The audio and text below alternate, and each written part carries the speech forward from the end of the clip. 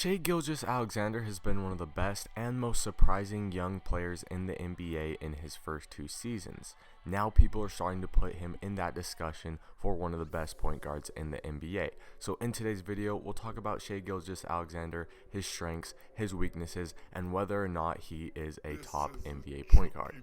Let's get right into it. If you have not already, please make sure to like this video and subscribe to my channel. I upload weekly and I just really appreciate the support. But anyways, getting right into things, Shai Gilgeous-Alexander was taken at the end of the lottery in the 2018 NBA draft, and considering how good he is and some of the guys who got taken above him, even though that is still a pretty high pick, in my opinion, Shai Gilgeous-Alexander will end up going down as one of the biggest steals of the 2018 draft. SGA's rookie season with the Los Angeles Clippers was very promising and he showed a lot of potential. He played a very valuable role and put up some great production for any player, let alone a rookie, so the hype after his rookie season for Shai Gilgeous-Alexander was very, very high. Now, if you do keep up with NBA basketball, then you probably already know this, but going into his second season, Shai Gilgeous-Alexander was a part of a trade deal that sent him, along with one or two other players and a couple draft picks, I think, to the Thunder in exchange for Paul George, so that Paul George and Kawhi Leonard could unite in Los Angeles for the Clippers, obviously. And had Shai Gilgeous-Alexander not had such an amazing rookie season, I don't think that his trade value would have been high enough for the Thunder to be willing to take that deal. But because he showed out in his rookie season, I think that he is the main reason that this deal was able to get done, and obviously he was the biggest and most important piece for the Thunder to get in exchange for Paul George. And it might have seemed like, I don't know, a questionable move at first, but I am very, very sure that the Thunder are very pleased with what they got, because not only did Shai Gilgeous-Alexander meet all the expectations set for him going into his second season with the OKC Thunder, but he exceeded every single one of those expectations, and in his sophomore year, he showed out big time. When you look at him or watch SGA play, he already looks like he is better or has an advantage over other players, and he kind of does, because he is a 6'5" point guard with a 6'11" wingspan, so he already has the height and length advantage over most NBA point guards, and the few point guards who are bigger than him, they aren't that much bigger than him.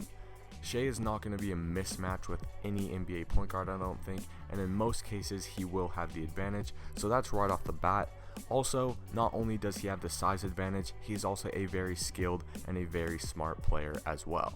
When you watch SGA play, he is not going to stand out as an extraordinary athlete. He doesn't have elite speed, he doesn't have elite quickness, he doesn't have an elite vertical jumping ability, he's not going to posterize people, but despite this lack of elite athleticism, and not to say that he isn't athletic, because he's definitely athletic, but he doesn't have that elite athleticism like some of the other explosive superstar players have.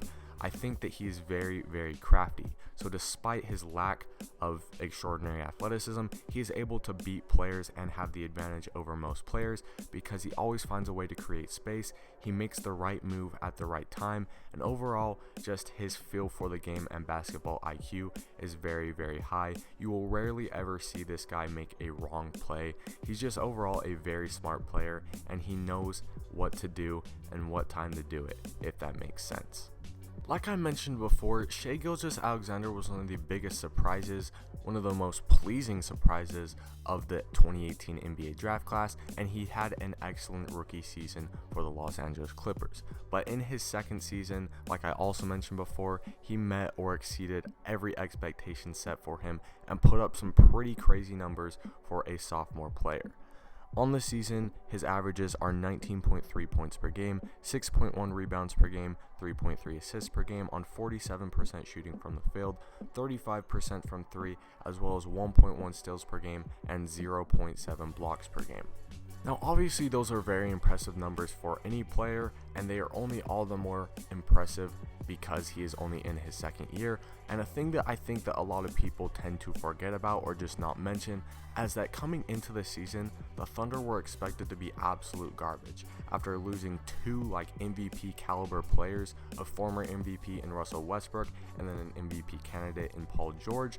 like I said, they were expected to be straight garbage. But SGA came in, Chris Paul came in, and those two kind of carried this team this season into being an actual playoff caliber type of team. And obviously the other role players that the Thunder have as well contributed, but the fact that a second-year player and a very old veteran point guard replaced Russell Westbrook and Paul George just speaks to the production of these players and the importance of them on this team. Now, this is a Shai Gilgeous-Alexander video. That is who the video is about, but I do want to give a real quick props to Chris Paul, to CP3, the Hall of Fame point guard, because he was in the downward spiral of his career. I mean, for the past several seasons, he has just regressed and regressed in terms of numbers, in terms of his health. He's been injured on and off for the past several seasons, but this season in OKC, he proved that he can still be a very, very high caliber point guard. Obviously, like I said before, the Thunder were expected to be terrible, and with him and SGA coming in, they carried this team to be a playoff caliber team, and I'm sure that he is also a big reason for Shai's development. I'm sure that he has let him in on many secrets. I'm sure that that is why SGA has had such a big jump in his second season. So just wanted to give a real quick props to Chris Paul. But now getting right back into the SGA talk, let's talk about what he is not good at, because I've seen to hype him up a lot in this video, but there are definitely some things that I think he still needs to improve on. The first thing that I'd like to see SGA improve on is his passing abilities. Now, obviously, as a primary point guard, you're expected to facilitate the ball, get a lot of assists, and he is only averaging 3.3 assists per game.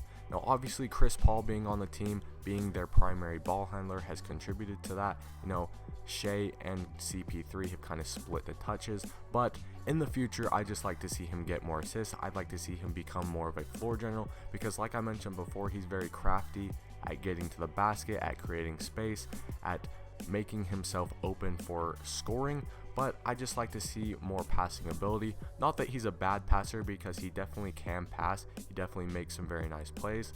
I like him in the pick and roll, but just kind of, you know, solidify this part of his game. And if he does end up playing the shooting guard long term, then obviously the passing won't be as big of a deal. But once CP3 is no longer their primary ball handler, once he is not splitting the point guard minutes with CP3, I'm sure that his assists will go up, and I'm sure that this will be something that he improves on. But that's just one area that I noticed that I think he could improve on. Another thing is his three-point shooting. Obviously, the NBA is shooting more and more threes as a whole every single year. Every single year, it seems like teams are breaking all sorts of three-point records. Players are breaking all sorts of three-point records. That is definitely where the game is headed. And Shai is by no means a bad three-point shooter, but he is inconsistent, and he doesn't shoot with a ton of confidence. He only shoots when he's open, or for the most part, he only shoots when he's open. And when he isn't open, he usually misses. So that's just another thing. Not that he is bad, like I mentioned before, but just another area that he can improve on. In my opinion, he really doesn't have that many weaknesses. It's just kind of things that he could tighten up, things that he could get a little bit better at. And obviously, as a second-year player, you're going to have those things. Every single young player has the things that they need to improve on. Every single young player has weaknesses. And compared to most other young players, SGA actually has very few weaknesses. Another thing that is common in young players is a not NBA ready body. And while his body isn't terrible, while he doesn't look like a stick, I definitely think he could get a little bit bigger. He could put on a little bit more muscle, and this will prevent injuries in the future. He obviously hasn't had very many injury concerns so far, but that's just another thing that I noticed when watching him. But like I said, definitely not anything serious, definitely just small areas of improvement, small things that he could fix and change to take his game to that next level. The last thing I want to talk about before we end today's video is that y'all need to stop calling Shai Gilgeous-Alexander underrated. I see him called underrated on a daily basis, whether it's on Instagram, whether it's on Twitter, whether it's on YouTube, ESPN.